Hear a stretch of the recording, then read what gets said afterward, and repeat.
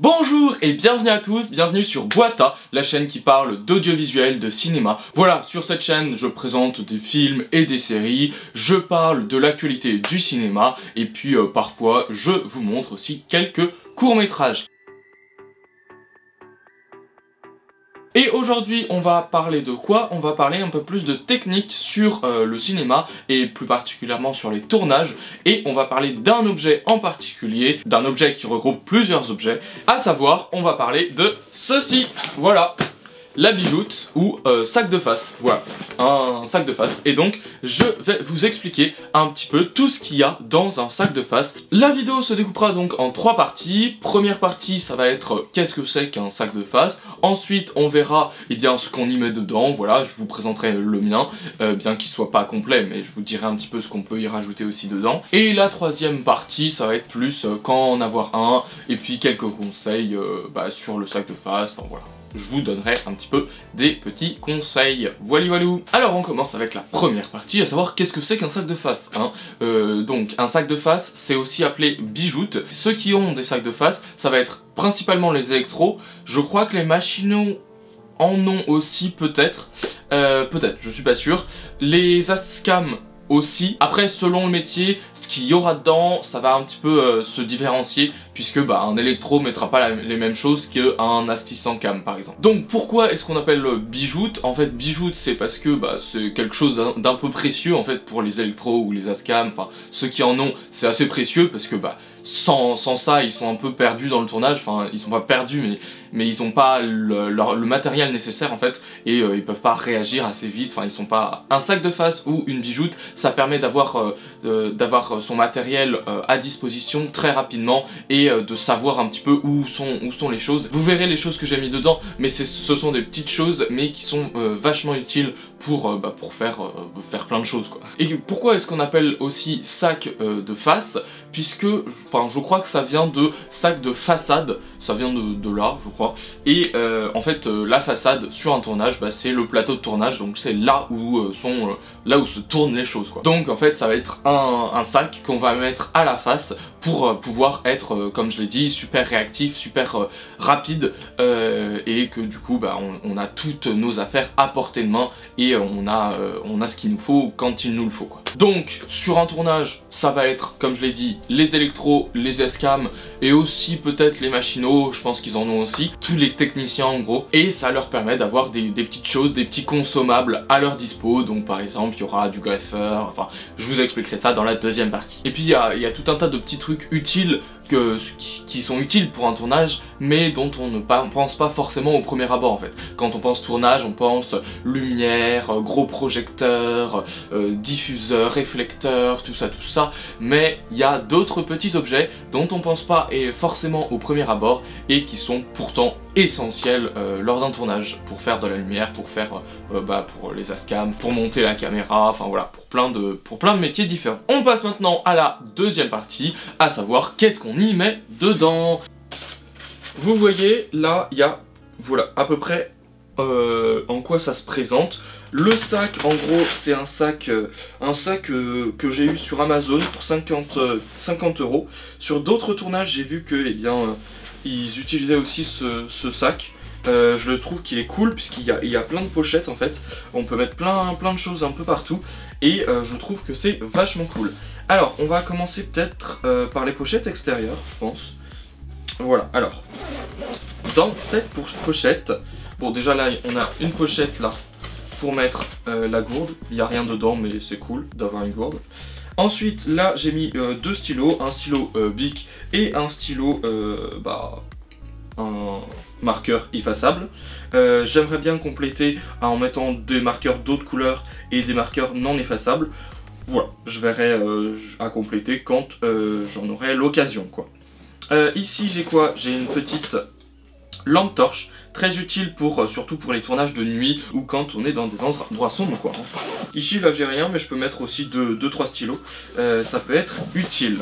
Voilà, alors, cette pochette, non, ici j'ai rien, mais pareil, une petite pochette pour mettre, je sais pas, 2-3 feuilles et tout. Par exemple, je sais pas, le scénario, ou un découpage technique, ou un truc comme ça, quoi. Sur cette pochette, on va avoir des pinces à linge, Vous voyez, c'est ce genre de truc que je disais qu'on n'y passe pas forcément, mais en fait c'est hyper utile pour accrocher des gélatines, pour accrocher tout un tas de trucs. Donc voilà, elles sont pas hyper grosses mes pinces à linge, elles sont un peu cassées aussi, mais bon, j'ai récupéré ça de chez moi, donc j'ai aussi mis des petites pinces un peu plus fortes, mais ça c'est pas du tout pour accrocher les gélatines, puisque déjà ça pince très fort, alors que les gélatines il n'y a pas forcément besoin que ça pince fort, mais c'est surtout qu'avec la chaleur, c'est en plastique donc ça fond. Du coup j'ai 2 pinces comme ça, ensuite j'ai des sandaux, voilà, des petits sandaux qui s'accrochent, qui se décrochent, enfin bon, ça c'est très utile. Ensuite, quoi d'autre aussi? J'ai des petites, comment ça s'appelle? Sangles, voilà, j'ai perdu le mot. Voilà, des petites sangles, ça peut toujours servir. Du scratch, voilà, des bouts de scratch en fait. Hop là. Et puis des serre-câbles en fait. Là ça c'est tout un tas de serre-câbles de plein de couleurs. Et surtout pour les ASCAM ça peut servir énormément en fait. On passe à cette pochette ici qu'on a sur le côté. Walou, hop, attendez. Voilà, alors là j'ai mis un réflecteur. Voilà. Réflecteur Neewer, hein. J'ai montré réflecteur dans une autre de mes vidéos que vous pourrez retrouver ici, voilà, si vous voulez savoir un peu plus à propos des réflecteurs. Parler de la lumière, lumière dure, lumière douce, enfin voilà, si vous voulez savoir à quoi ça sert un réflecteur. Et ici, on a donc là, ça, vous allez vous demander, qu'est-ce que c'est que ce truc là? Et bien en fait, c'est du cinéfoil. Et en fait, c'est un peu comme du papier alu, je dirais, peut-être un peu plus épais, mais surtout noir. Et du coup, en fait, ça permet de cacher de la lumière et c'est vachement cool. Voilà. Ensuite, j'ai des petits bouts de borgnole, voilà, qui peuvent toujours servir pour, pour calfeutrer quelque chose, ou même pour ne pas abîmer les murs. Ça, on s'en servait aussi dans mon dernier tournage pour ne pas abîmer les murs. Par exemple, on avait un optopôle. En fait, un optopôle, c'est une barre qui relie 2 murs, et en fait on mettait entre le mur et l'autopôle ces petits bouts de borgnole, et comme ça touchait pas le mur et ça l'abîmait pas, en tout cas ça l'abîmait moins. Donc voilà. Ensuite du gaffeur, là gaffeur jaune fluo. Là on a du permacell. Le permacell c'est un peu comme du gaffeur, mais j'avoue que la différence je la vois pas trop, mais ça fait un peu plus papier. Le permacell, ça fait un peu plus papier et je crois que ça colle moins aussi. Ça c'est du... comment ça s'appelle? C'est pas du gaffeur, c'est du... J'ai oublié le nom. C'est pour les câbles il me semble. Mais le gaffeur j'aimerais bien en avoir un peu plus, mais ça c'est des restes que j'ai récupérés sur des tournages. Ensuite bon, ça j'ai mis des gélates, ça m'étonnerait que je m'en serve énormément. Mais enfin bon, j'avais ça qui traînait, je me suis dit ça peut toujours servir. Ensuite j'ai pris une mire de Siemens, voilà. C'est ce qu'on appelle une mire de Siemens, et en fait c'est pour faire des tests caméra, et en fait c'est vachement cool pour faire des petits tests caméra. Voilà, moi je l'ai mis sur du carton là, vous voyez, hop, j'ai mis du carton et puis j'ai collé 2 feuilles comme ça, et comme ça, voilà, c'est cool. Ensuite on a un décamètre, voilà, qui va jusqu'à 20 mètres et 60 pieds, donc c'est marqué en fait en pieds et en mètres. Donc voilà, c'est marqué en fait en pied. D'un côté, là c'est en pied. Je sais pas si vous arriverez vraiment à lire. Là c'est en pied et là c'est en mètres. Voilà. Et du coup ça fait 20 mètres. Et du coup c'est pas mal. Toujours pareil pour les assistants caméra. Là ça c'est cool. Enfin les premiers assistants caméra surtout vont devoir mesurer en fait la distance entre la caméra et le sujet. Et pour savoir un petit peu leur mise au point, puisque c'est eux qui font le point, les premiers assistants caméra. Ensuite j'ai pris hop, une de 20 mètres, une rallonge de 20 mètres, enfin ça fait multiprise et rallonge, enfin je sais pas trop comment ça s'appelle, mais enfin voilà. Ensuite on a une élingue, tac, une autre élingue, un peu plus longue, voilà. Ça sert énormément pour sécuriser tout un tas de choses. On a un petit fil, un petit câble mini USB. Voilà, là il y a un câble aussi USB type C vers USB. Enfin voilà, et ensuite on a, dernière pièce, c'est une petite boîte dans laquelle j'ai mis plein de choses vachement intéressantes, vachement utiles. Alors attendez, je vais l'ouvrir. tac, petite boîte. Et quand on ouvre, eh bien en fait on a un mini bras magique.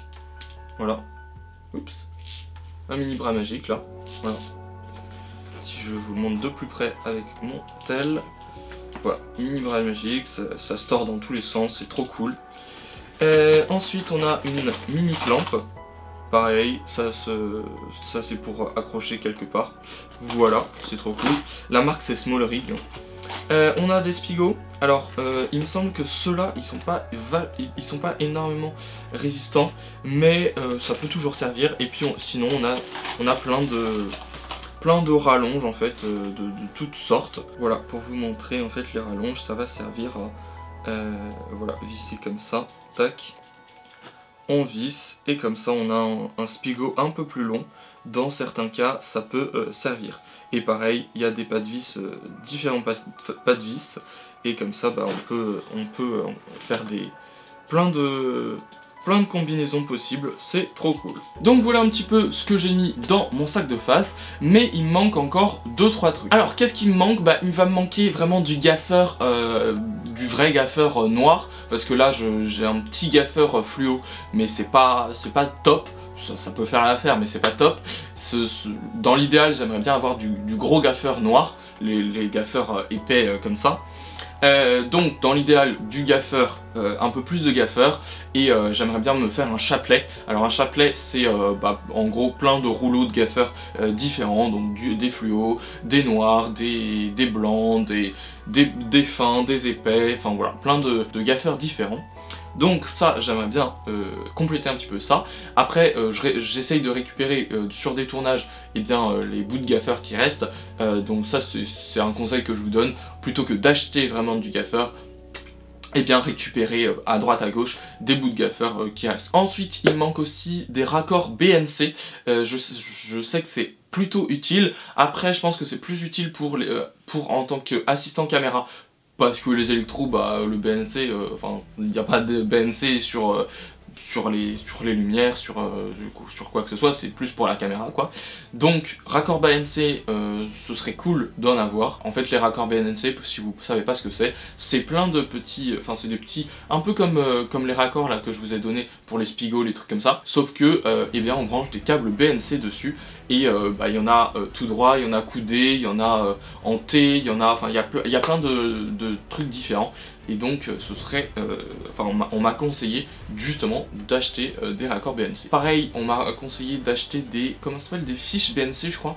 Enfin non, des connectiques BNC. Et en fait c'est si un câble casse, un câble BNC casse. D'ailleurs sur mon dernier tournage justement il y a un câble BNC qui a cassé. Et du coup en fait, eh bien si on a ces connectiques BNC, et bien on peut le réparer tout simplement. Et puis qu'est-ce qui me manque aussi? Ça ce sera plus pour les électros, mais ça va être des gants d'électro. On est amené en tant qu'électro à manipuler des lumières qui ont chauffé, donc eh bien, des choses très chaudes, et donc il nous faut forcément des gants d'électro pour pouvoir toucher des trucs chauds, des projecteurs qui ont chauffé. Ah oui, et il y a une autre truc aussi que j'ai mis dans ma bijoute, c'est bien tout simplement mon petit panneau LED, ma petite minette, voilà, on appelle ça comme ça, ma petite minette. Donc en fait c'est un panneau LED qui fait de toutes les couleurs, et du coup je mets ça aussi dans ma bijoute, puisque c'est vachement utile pour parfois éclairer. Oula, ça peut vraiment servir pour éclairer 2-3 trucs. Je sais que sur mon dernier tournage, on a déjà utilisé plusieurs fois une minette. Voilà. Et aussi un autre truc que j'aimerais acheter, en fait, c'est un harnais qu'on met, ça s'accroche sur la poitrine en fait, et ça nous sert vraiment, puisque comme ça on a toujours tout sur soi, parce que à l'avoir dans un sac c'est cool, mais le sac on se trimballe jamais sur nous en permanence. Donc c'est toujours utile d'avoir un harnais, et comme ça on a toujours tout ce qu'il nous faut en priorité sur nous, et du coup voilà. Mes prochains achats pour compléter ma bijoute, ça va être donc le harnais et les gants d'électro. Voilà. Alors maintenant, pourquoi avoir une bijoute? J'en ai déjà un petit peu parlé dans la première partie, mais donc pour pouvoir vraiment bosser, puisque ça aide vraiment sur un tournage. Et puis en plus, avoir une bijoute, ça montre aux autres personnes du tournage que en fait vous êtes professionnel, qu'on est professionnel, et que voilà, on sait comment ça se passe un tournage, qu'on a déjà eu des expériences de tournage et qu'on sait un petit peu comment ça se passe des tournages pro. Puisque sur des tournages pro, tout le monde a sa bijoute, tout le monde a son sac de face. Donc comme petit conseil, je vous conseille aussi de commencer votre bijoute le plus tôt possible. Enfin, si vous êtes sûr que vous voulez devenir assistant caméra ou électro, ou que vous voulez être technicien dans l'audiovisuel, je vous conseille toujours de commencer dès que possible votre bijoute.